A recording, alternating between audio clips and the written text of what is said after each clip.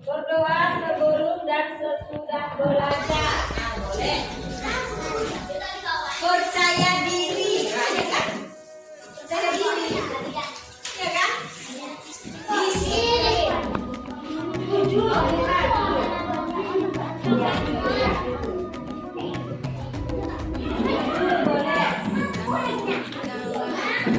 Ada lagi, tiket sesuai jadwal. Nah, ya kan?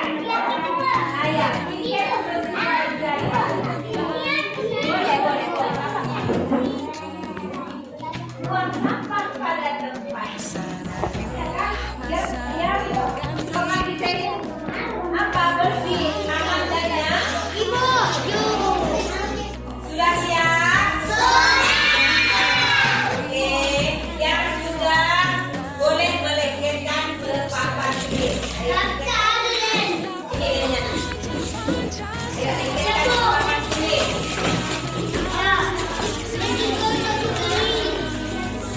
Ujungnya ada. Ujung ada. Ayo.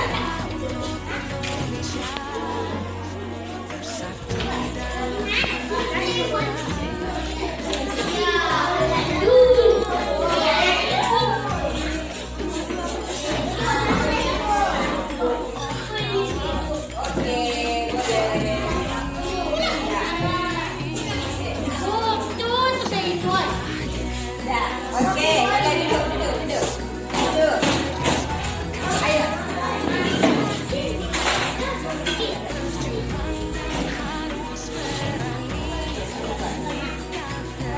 Oke, ya. Ayo, siapa yang sudah siap lagi?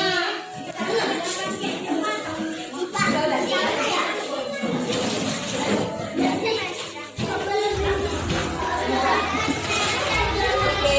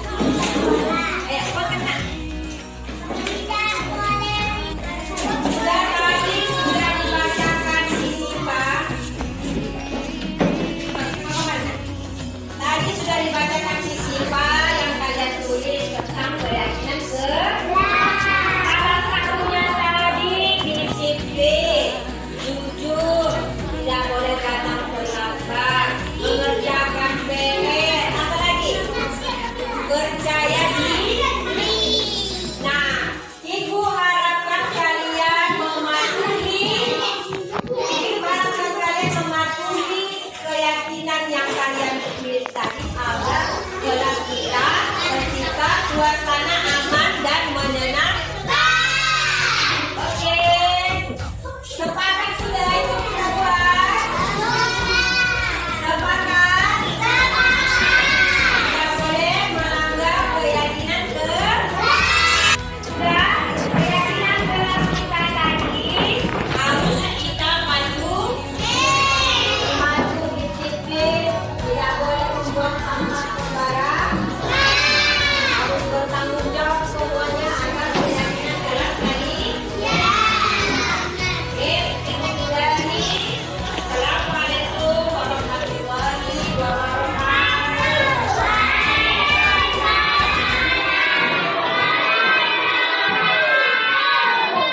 Oke, ayo siapkan. Ini siapkan ini. Oh, siapkan lagi.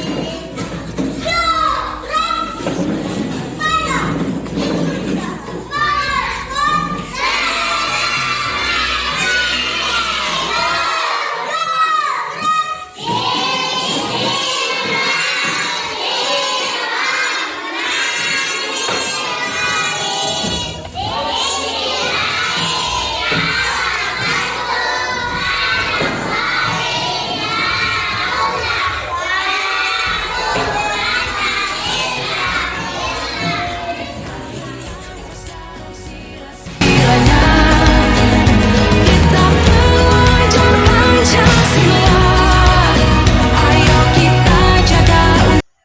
Bismillahirrahmanirrahim. Assalamualaikum warahmatullahi wabarakatuh. Selamat siang.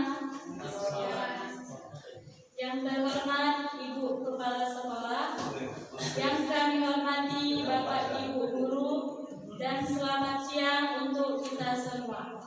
Perkenalkan, saya Fitri Zahriani Tanjung, pada saat ini bertindak sebagai MC. Mohon izin untuk memandu acara pada hari ini. Puji syukur kita hadiahkan kepada Allah Subhanahu wa Ta'ala, yang mana kita diberi kesempatan untuk melaksanakan acara hari acara sosialisasi budaya positif SD Negeri 11439 Kuala Bangka oleh Julia SPD CGP Angkatan 7 Kabupaten Labuhan Batu Utara Provinsi Sumatera Utara. Selawat beriringkan salam kita hadiahkan kepada Nabi kita Nabi Muhammad SAW. Adapun susunan acara kita hari ini, yang pertama doa, yang kedua menyanyikan lagu wajib Indonesia Raya, yang ketiga kata sambutan dari Ibu Kepala Sekolah, yang keempat penyampaian narasumber. Untuk acara yang pertama, doa yang akan disampaikan oleh Pak Basri. Waktu dan tempat kami persilahkan dengan segala hormat.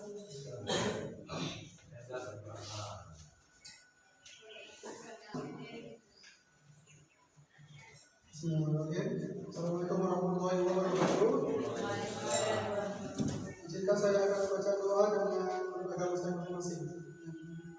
Yang lain, agama masing-masing, kita mulai. Bismillahirrahmanirrahim. Alhamdulillahirabbil alamin, wassalatu wassalamu ala asyrofil anbiya'i wal mursalin wa ala alihi washabbihi ajmain. Ya Allah, ya Tuhan kami yang Maha Pengasih dan Penyayang, pada hari ini kami berkumpul dalam acara sosialisasi budaya positif calon guru penggerak yang dilaksanakan oleh Ibu Julia SPDGR dengan kasih sayang penuh. Pada hari ini kami dalam keadaan sehat-sehat walafiat, sehingga dapat melaksanakan kegiatan pembelajaran ini dengan lancar. Ya Allah, ya Tuhan yang Maha Pengampun, ampunilah dosa-dosa kami dan kesalahan kami, tempatkanlah kami dalam sisi-Mu, muliakanlah kami dalam sisi-Mu, dan dengan semangat jiwa kami dalam mengeluarkan jiwa kami untuk pendidikan yang kami laksanakan pada hari ini. Ya Allah, ya Tuhan kami yang Maha Kuasa, tanamkanlah dan kuatkanlah semangat kepahlawanan kami para guru-guru bersama dalam keberagaman bangsa dan negara kami. Ya Allah, yang Maha Pengampun, ampunilah dosa-dosa kami, dosa-dosa orang tua kami, dan dosa para pemimpin kami. Muliakanlah mereka dalam kehidupan yang baik di dunia dan akhirat. hasanah wa fil akhirati hasanah wa qina azabannar. Walhamdulillahirabbil alamin.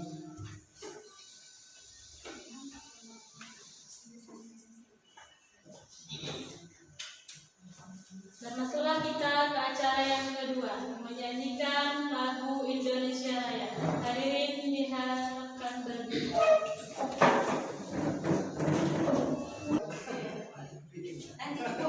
Nanti kita cakap di situ kenapa kamera di situ. Hiduplah Indonesia Raya.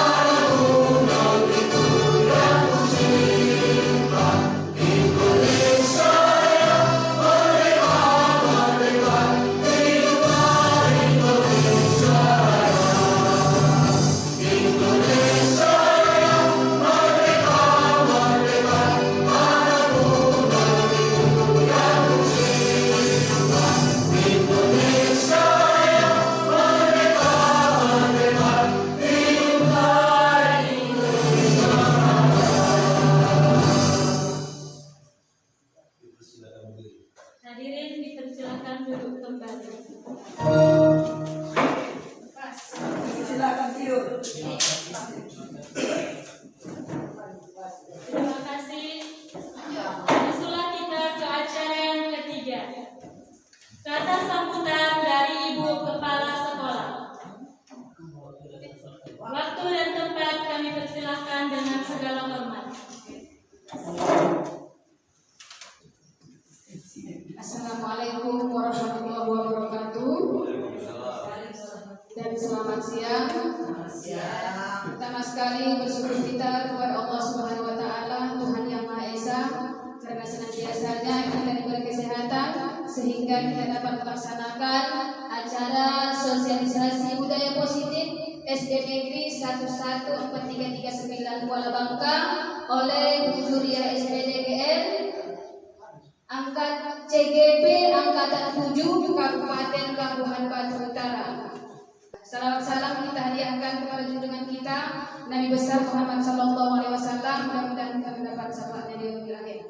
Di sini saya ingin menyampaikan kita akan mendengarkan arahan tentang guru penggerak yang akan dibawakan oleh Bu Julia, yang mana nanti bisa kita laksanakan khususnya di sekolah kita sendiri atau di kelas ibu masing-masing, yaitu budaya positif. Ini tentang guru penggerak, ya, yang mana kurikulum ini akan kita laksanakan untuk terutamanya di sekolah kita, karena Bu Julia adalah salah satu guru penggerak angkatan 7. Kita menyambutnya dengan senang hati, yang mana nanti ilmu-ilmu yang akan diberikan Bu Julia dapat bermanfaat bagi kita. Dan apabila Bapak dan Ibu istilahnya ingin mengetahui lebih lanjut, kita sudah enak bertanya kepada Bu Julia, jangan sungkan-sungkan.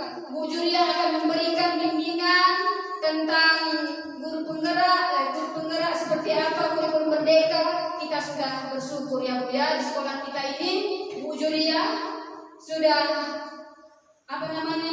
lulus angkatan 7. Mudah-mudahan ya Bu ya, ini selama 6 bulan ke depan.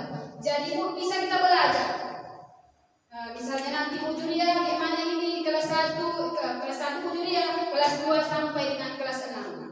Kita tidak perlu lagi belajar ke sekolah lain. Sudah ada kita, mudah-mudahan nanti sekolah lain yang akan belajar di sekolah kita sebagai sampel di sini.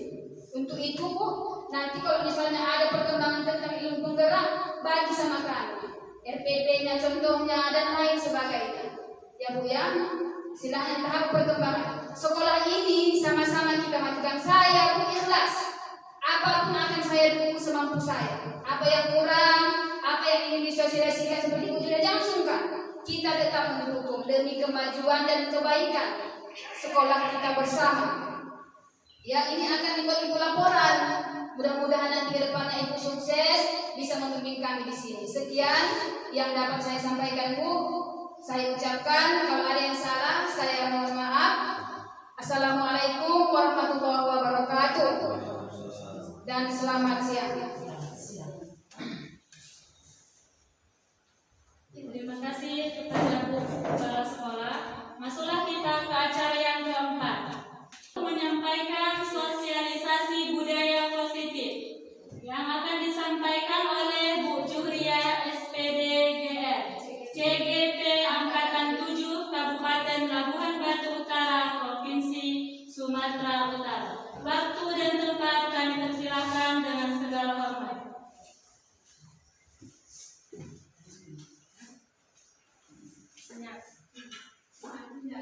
Assalamualaikum warahmatullahi wabarakatuh. Waalaikumsalam warahmatullahi wabarakatuh. Selamat pagi dan salam sejahtera untuk kita semua.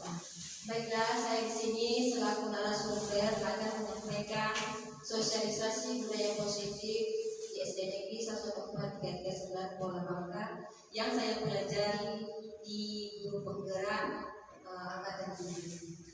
Di guru penggerak ini saya mempelajari ada 3 modul. Yang pertama, modul pertama terdiri dari 4 submodul. Yang 4 submodul ini adalah sosialisasi budaya positif di sekolah kita masing-masing. Baiklah, perkenalkan di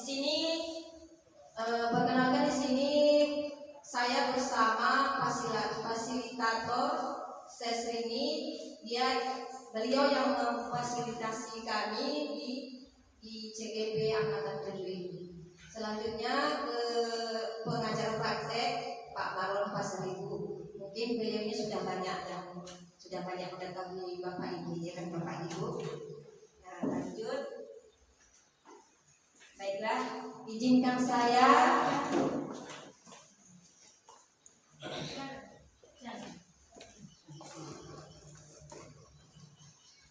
Bapak Ibu, izinkan saya menyampaikan pantun untuk kita semua.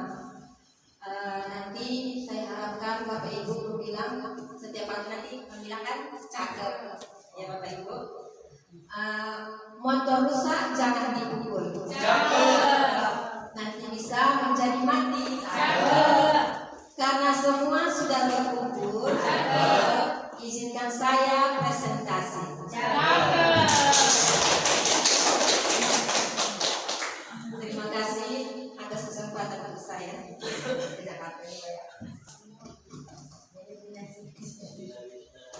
Baiklah, selanjutnya bagaimana kita berinteraksi pada kegiatan ini. Poin kita belajar yang pertama, membuka diri terhadap perbedaan dalam berpendapat, bertanya dan berbagi pengalaman. Yang kedua, semua peserta berpartisipasi aktif dalam diskusi. Apabila sudah mendapatkan kesempatan bertanya dan berbagi pengalaman, maka berikan kesempatan yang sama bagi yang belum bertanya atau berbagi cerita. Yang ketiga, konsisten dengan waktu saat mempresentasikan ide, bertanya dan berbagi pengalaman. Yang keempat, menjaga ketenangan di ruang pertemuan ini agar proses pembelajaran menjadi kondusif dan bermakna. Setuju Bapak Ibu komit pelajar kita hari ini? Setuju. Baik, saya akan melanjutkannya. Ataupun pembelajaran sosialisasi hari ini tentang budaya positif yang sudah saya sampaikan pada awal pertama tadi.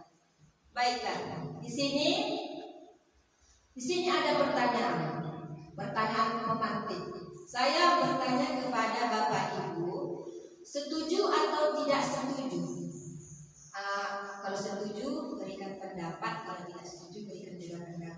paling tidak ada satu guru yang memberikan pendapat. Baiklah, pertanyaan yang pertama yaitu, apakah Bapak Ibu setuju hukuman dapat mendisiplinkan anak? Setuju apa tidak? Setujukah apa tidak bahwa hukuman itu dapat mendisiplinkan anak? Bapak Ibu, saya ingin mengetahui pendapat Bapak Ibu. Hukuman yang seperti apa itu? Terserah. Mau fisik, mau apa? Setuju apa tidak? Iya. Kalau ada hukuman bukan disiplin. Setuju. Ya, setuju.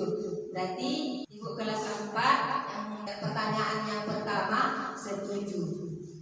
Baik, pertanyaan kedua, pemberian hukuman dengan hal positif seperti membaca atau membersihkan halaman sekolah dapat meningkatkan disiplin anak. Setuju atau tidak? Setuju. Ya, setuju. Yang ketiga, memberi penghargaan dapat meningkatkan motivasi belajar anak. Setuju atau tidak setuju? Setuju. Setuju.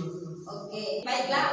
Pertanyaan yang pertama, hukuman dapat mendisiplinkan anak. Setuju dinyatakan oleh Ibu kelas 4, Ibu Aradita setuju. Kenapa Ibu membilang setuju? Berikan pendapat. Sebenarnya saya setuju membuat hukuman Dapat meningkatkan. supaya dapat meningkatkan atau membuat efek jerah untuk anak-anak. Namun untuk membuat cedera anak-anak itu bukan itu tujuan yang utama, hanya membuat efek jerah saja. Makanya saya setuju dengan hukuman itu dibuat untuk anak-anak, untuk mendisiplinkan anak-anak. Sekian dan terima kasih.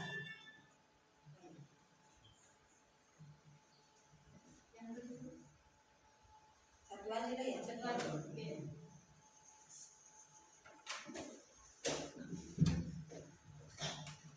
Terima kasih kepada Ibu kelas 4, Ibu Aradita Santuri telah memberikan pendapatnya. Beliau berpendapat setuju hukuman itu dapat mendisiplinkan anak, namun tidak secara fisik atau membekas atau apa. Kalau itu tidak setuju. Baiklah, selanjutnya ada pun topik pada hari ini yang saya ingin sampaikan,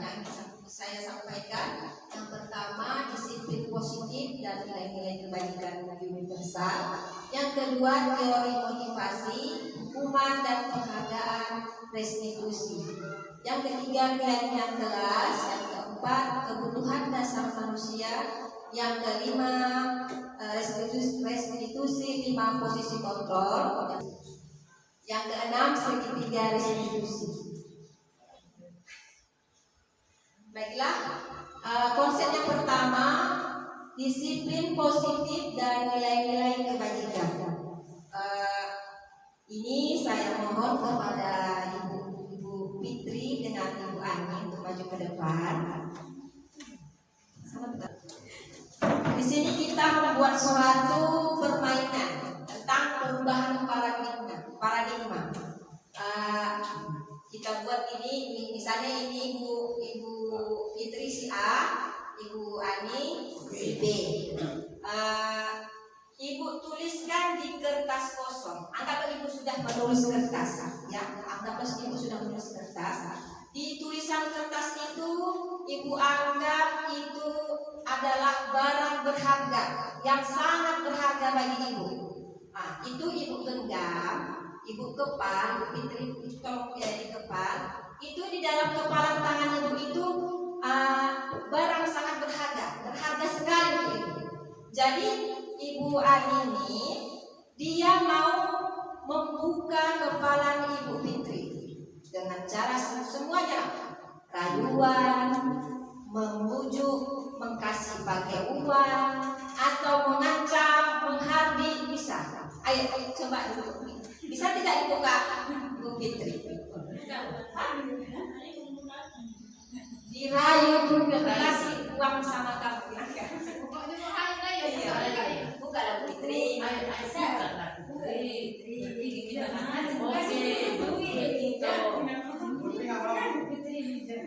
Nah, itu di kepala Bu Fitri itu adalah sangat berharga.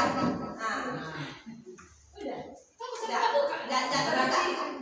Berharga nggak masih terima kasih ya.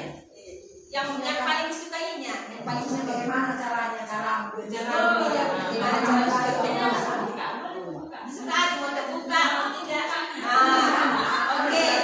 Baik, berarti sudah dapat jawabannya. Bu Fitri tidak mau membuka, sudah merayu, sudah bujuk-bujuk, mengancam, ya, kasih uang sudah. Namun Bu Fitri tidak mau membuka tangan.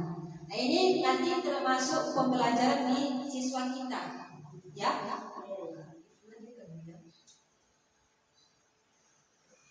Kenapa Bu Fitri tidak mau membukanya? Ya kan bisa saja dibukanya. Berarti Bu Fitri adalah memegang kontrolnya dirinya sendiri. Tidak bisa orang lain yang mengontrolnya. Harus Ibu Fitri sendiri yang mengontrol dirinya sendiri. Mau bagaimana pun kita buat, Ibu Fitri tidak mau membuka genggamannya tadi. Walaupun bisu. Oke, Pak, Ibu silakan duduk. Baiklah, saya lanjutkan. Apakah makna disiplin itu?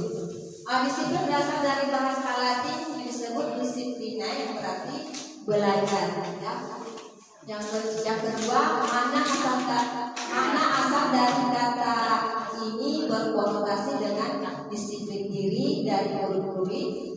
Yang ketiga, disiplin diri membuat orang menggali potensinya menuju sebuah tujuan apa yang dia hargai. Namun dalam budaya kita, makna kata disiplin telah berubah menjadi sesuatu yang dilakukan seseorang pada orang lain untuk mendapatkan kepatuhan. Kecenderungan umum adalah menghubungkan kata disiplin dengan ketidaknyamanan, bukan dengan apa yang kita hargai atau pencapaian suatu tujuan mulia. Adapun nilai-nilai kebajikan universal, nilai-nilai kebaikan semuanya di sini, sifat-sifat positif manusia merupakan tujuan mulia yang dicapai setiap manusia. Nilai-nilai tersebut bersifat universal atau banyak dan lintas bahasa, suku, bangsa, agama.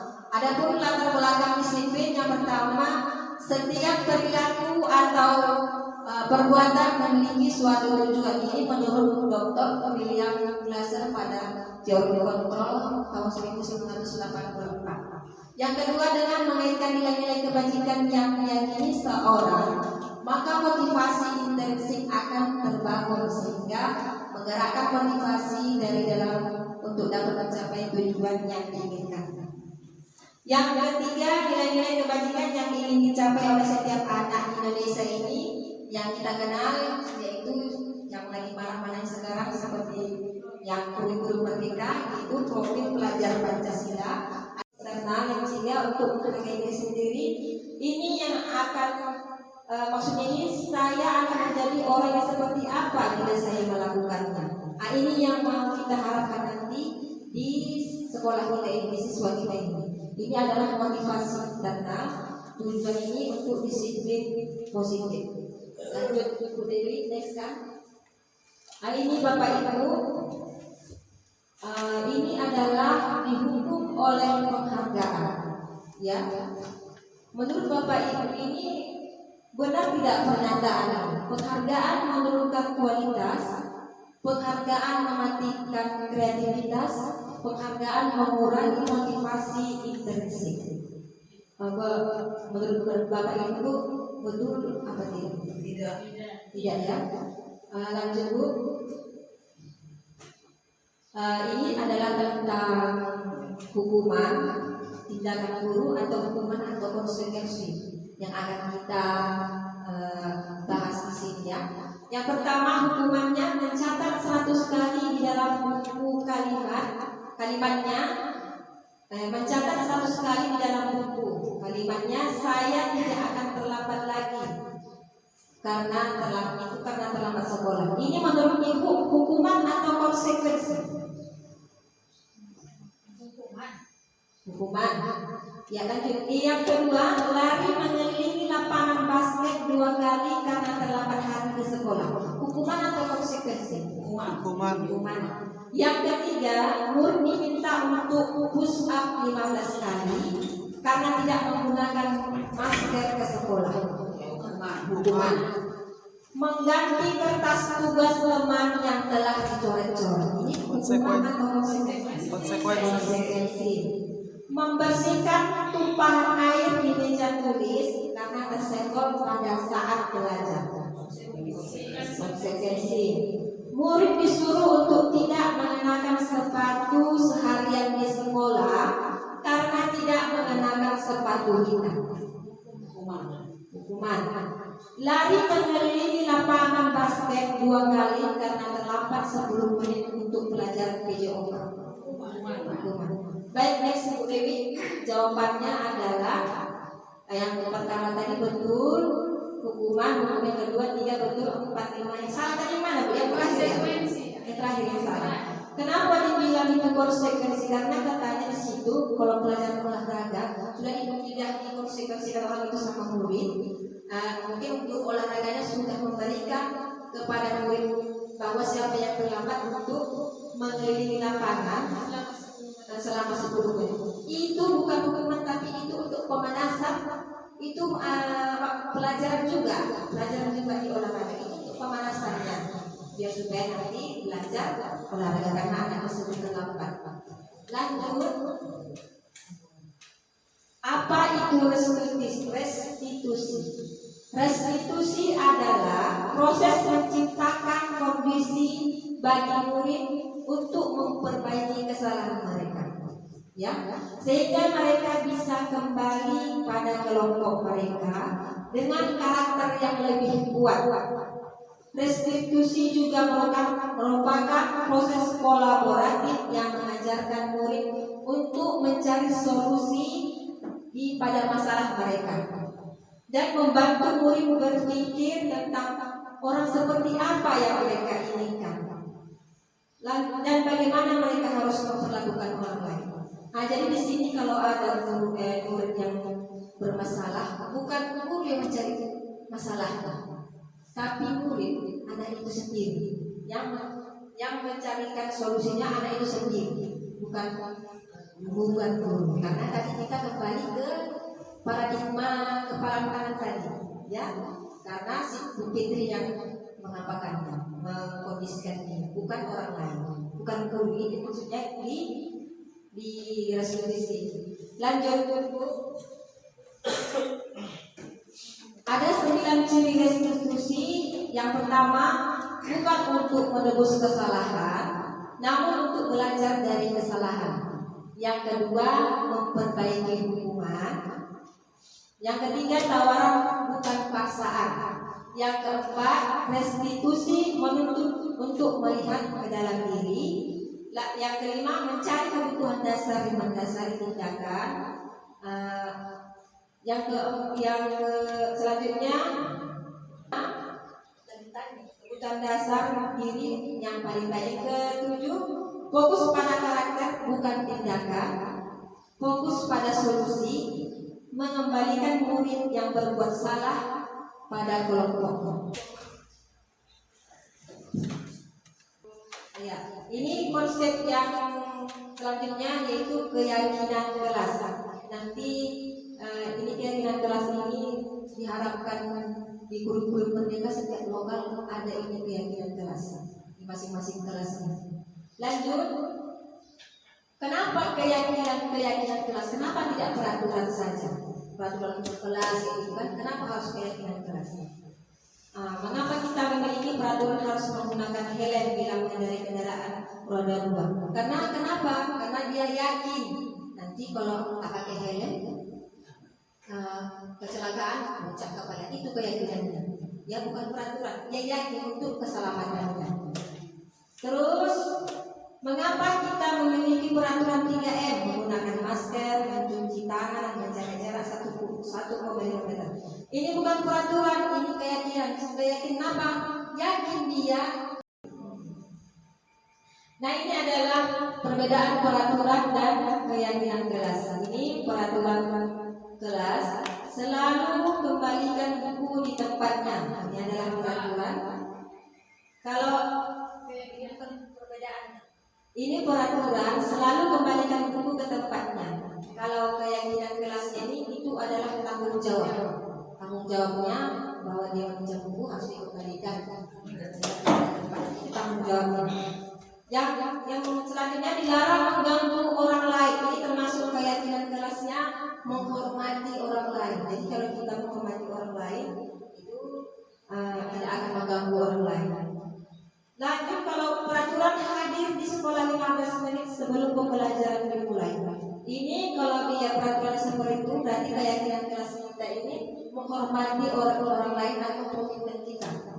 Komitmen kita bahwa kita tidak boleh datang terlambat. Dilarang melakukan kekerasan. Itu keyakinan kelas kita ini untuk keselamatan kita dan menghormati orang lain.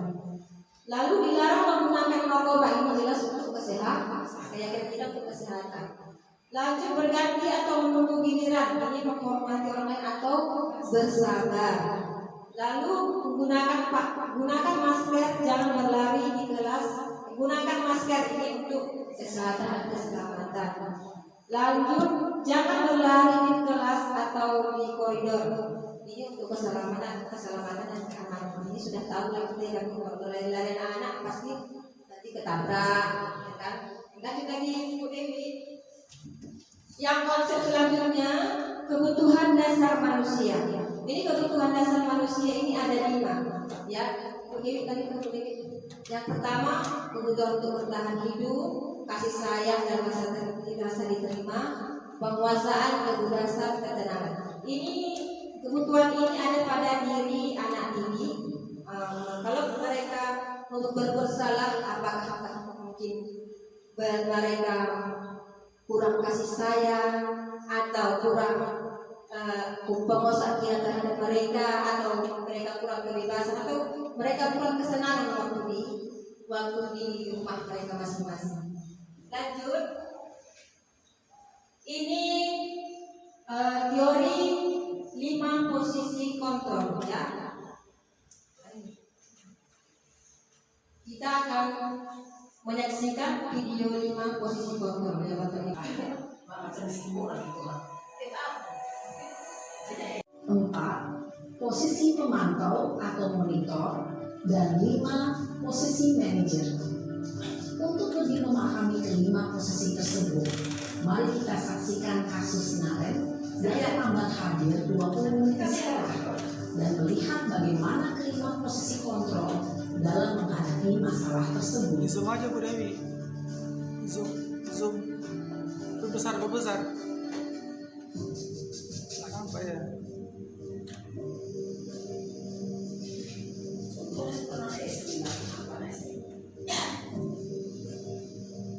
Naren, sini kamu. Selamat pagi, Bu. Selalu terlambat. Kamu deh, pasti terlambat. Maaf, Bu. Saya Apa coba? Alasan kamu apa lagi? Kapan sih kamu tidak terlambat? Malas sekali ya kamu jadi anak. saya Dasar pemalas. Gak kapok-kapok sih kamu. Sudah berapa kali terlambat? Sana, kamu keliling lapangan basket 2 kali. kenapa saya harus ke lapangan basket, Bu? Kenapa? Kamu melawan ibu. Berani-beraninya jawab. Sudah terlambat, masih berani jawab pula. Sekarang, keliling lapangan basket 5 kali sekalian. Biar kapok. Cepat. Pergi sana ke lapangan basket. Posisi penghukum biasanya berbicara dengan nada tinggi, menghardik, menunjuk-nunjuk, menyakiti, dan menyindir. Hukuman bisa berupa fisik maupun psikis. Ibu dan bapak guru hebat. Dampak yang terjadi pada murid ketika guru berada pada posisi penghukum adalah murid cenderung akan memberontak, bahkan menyimpan dendam.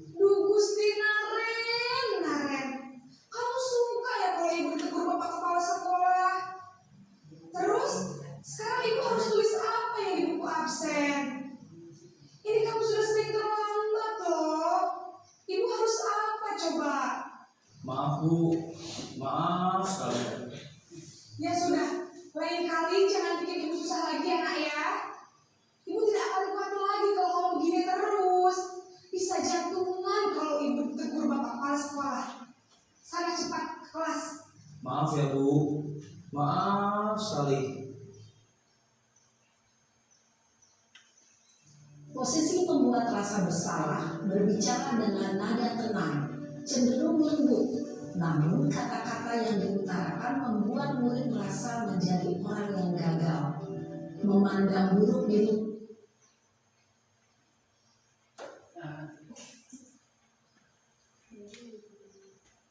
dirinya sendiri, merasa tidak berharga dan tidak sanggup membahagiakan orang lain. Ketika guru mengambil posisi pembuat rasa bersalah, murid akan menganggap dirinya yang bersalah dan ia akan menyimpan emosi negatif tersebut di dalam dirinya.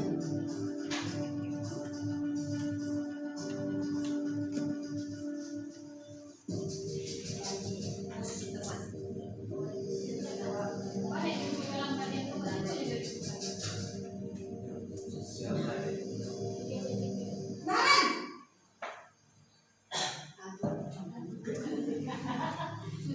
Selamat pagi Bu. wah, sudah jam berapa ini nak? Terlambat lagi ya sayang.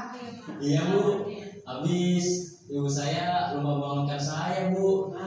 Kamu malah menyalahkan ibu kamu. Kamu bukannya anak yang larinya paling kencang. Kok terlambat sih? Iya Bu, saya memang terlambat bangun tadi. Jadi biarpun saya lari kencang, tetap gak kejar Bu. Ya sudah sana. Nanti lain kali larinya lebih kencang lagi ya. Biar gak terlambat lagi. Bikin seneng ibu. Demi ibu. Bisa kan?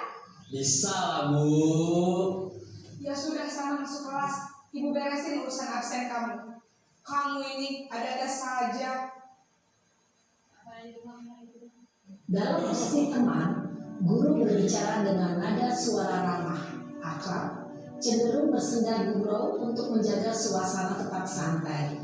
Murid akan merasa senang, aman, dan akrab dengan guru. Identitas yang tercipta adalah identitas sukses atau berhasil.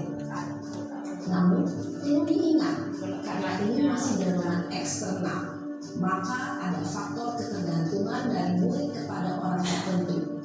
Di sini guru absennya, sehingga di lain waktu murid bisa berperilaku baik, namun hanya kepada orang-orang tertentu saja.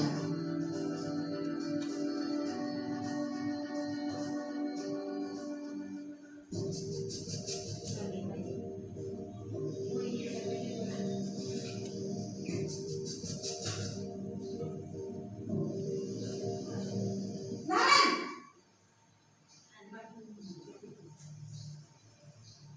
Selamat pagi Bu. Naren, apa peraturan sekolah kita tentang jam berapa kita harus masuk sekolah, nak? Kita harus di sekolah jam 7 Bu. Iya betul, sekarang sudah jam 7.20. Naren sudah tahu konsekuensinya jika terlambat hadir. Paham Bu, saya harus tinggal kelas pas jam istirahat selama 20 menit. Iya benar, konsekuensinya demikian. Jadi nanti jam 9.30 pas istirahat, kamu harus tinggal di kelas, kerjakan tugas tambahan untuk ketertinggalan kamu, ya? Baik Bu. Posisi pemantau mengandalkan penghitungan atau data untuk mengontrol murid. Guru mengarahkan murid berdasarkan peraturan dan konsekuensi. Seorang pemantau menunjukkan bahasa tubuh dan ekspresi wajah yang datar dan cenderung formal.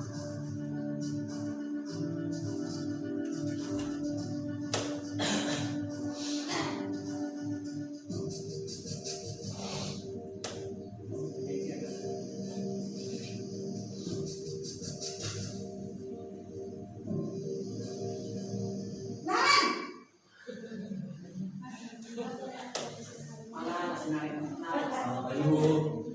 Selamat pagi Naren. Maaf Bu, saya terlambat. Iya, sekolah masuknya jam 7, sekarang sudah jam 7.20. Jadi sekarang bagaimana ini Naren? Maaf Bu, saya lupa setel alarm saya semalam. Baiklah, menurut kamu, keyakinan sekolah yang mana yang perlu kamu tingkatkan? Menghargai diri sendiri dan orang lain mungkin ya Bu. Setuju. Jadi, apakah Naren meyakini prinsip saling menghormati tersebut? Iya Bu, saya meyakininya. Apakah Naren bersedia memperbaiki masalah keterlambatan ini? Bersedia Bu. Bagaimana kamu akan perbaiki masalah keterlambatan ini? Saya akan coba untuk tidak lupa menyetel alarm saya Bu. Baik, kalau Naren lupa menyetel alarm di rumah, ada orang yang kira-kira bisa bantu mengingatkan tidak? Ada Bu, kakak saya, Kak Emma. Ada lagi selain Kak Emma? Selain Kak Emma, ada ibu saya. Baik, jadi yang mengingatkan Naren adalah Kak Emma dan ibu kamu ya? Kira-kira akan mulai setel alarm kapan nih Naren? Setelah pulang sekolah, akan segera saya lakukan. Baik, jadi Naren akan setel alarm untuk bangun besok pagi dan akan diingatkan oleh kakak dan ibunda Naren ya.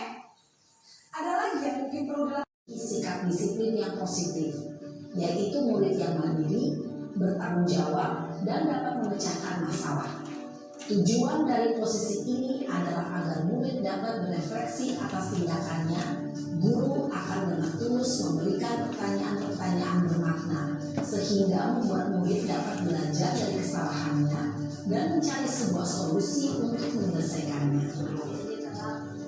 Ibu dan bapak guru hebat, setelah mengamati adegan kelima posisi kontrol tadi, kira-kira posisi mana yang paling ideal? Posisi mana yang dapat menunjang motivasi intrinsik murid? Ya, tentu posisi manajer. Posisi ini memang posisi ideal dan ingin dituju setiap pendidik. Pada posisi inilah, guru dapat menerapkan disiplin positif yang berpihak pada murid, yang memerdekakan murid. Perjalanan seorang pendidik tentunya tidak mudah untuk sampai pada posisi seorang manajer. Namun, tujuan kita pasti, yaitu menciptakan murid-murid yang mandiri, merdeka, dan bertanggung jawab. Semoga penggambaran 5 posisi kontrol yang telah diperlihatkan ini dapat menjadi ajang refleksi bagi kita semua, agar dapat terus mengasah dan menerapkan disiplin positif yang memerdekakan murid. Mari terus berlatih dan bersemangat. Selamat menerapkan. Salam dan bahagia Ibu dan Bapak Guru hebat.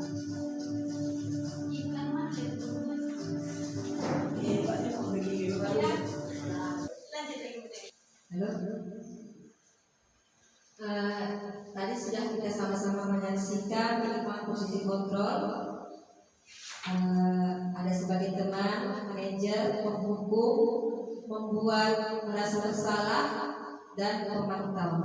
Ini nanti mudah-mudahan kita harapkan guru-guru di sini semuanya nanti posisinya sebagai manajer. Karena semua posisi ini, yang 4 posisi ini sudah saya alami lah selama mengajar di sekolah ini. Yang belum saya biasakan, yang pelajar di guru penggerak ini adalah posisi manajer yang belum saya biasakan diterapkan di sekolah kita ini. Lanjut Bu Dewi. Di sini ada pernyataan tentang posisi kontrol. Saya kecewa sekali dengan kamu. Kamu tidak pernah benar melakukannya. Ini yang tadi yang di video tadi ya. Ayo lakukan yang ibu atau bapak. Apakah kamu mau mendapatkan stiker bintang hari ini? Bagaimana kamu bisa menyelesaikan masalah ini? Kamu selalu yang paling terakhir. Ini posisi-posisi ini ada sebagai teman. Jawabannya di slide yang kedua, yang selanjutnya. Ini jawabannya. Saya kecewa sekali dengan kamu. Ini adalah membuat merasa bersalah. Yang ketiga, kamu tidak pernah benar melakukannya. Ini adalah posisi sebagai penghukum. Ayo lakukan demi ibu dan bapak. Ini adalah teman. Ini posisi teman ini seperti kita berbicara dengan murid ini akrab. Ini adalah posisi teman. Lanjut, ini apakah kamu mau mendapatkan stiker bintang hari ini? Ini adalah posisi sebagai pemantau. Bagaimana kamu bisa menyelesaikan masalah ini? Nah ini yang mau kita harapkan nanti ke depannya. Ini adalah posisi sebagai manajer. Ini Posisi ini guru yang menyelesaikan masalahnya, bukan guru. Terus kamu selalu yang paling terakhir. Ini adalah posisi sebagai pembunuh. Jadi 5 posisi ini sudah ibu bapak ketahui. Mudah-mudahan nanti dapat diterapkan di sekolah ini. Lanjut jadi. Ini selanjutnya konsep segitiga restitusi. Ada 3 segitiga restitusi. Yang pertama menstabilitas identitas, lalu validasi kesehatan dan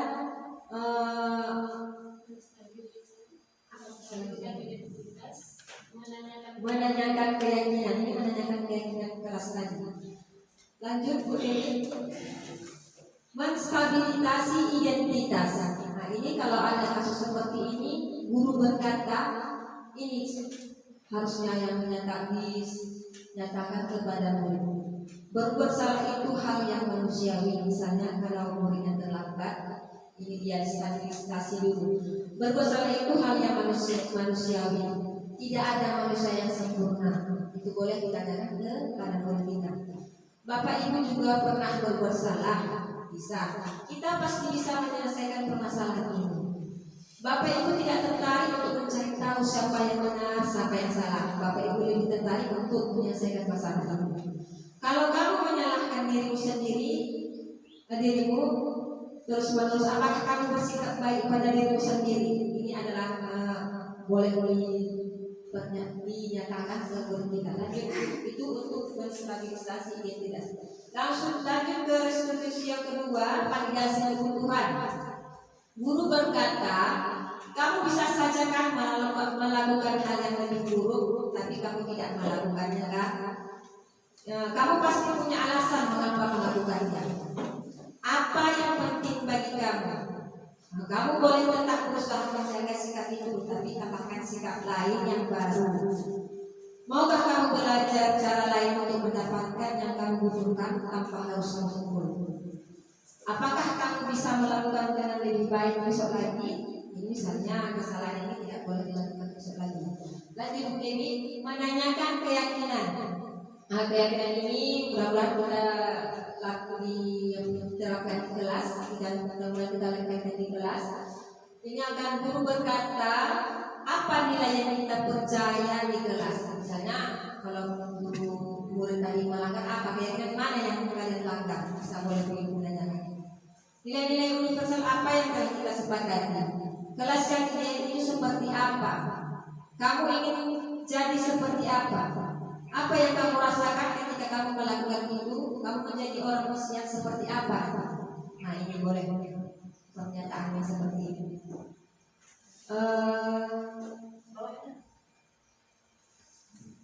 Baiklah Bapak Ibu, pada hari ini kita merefleksikan diri.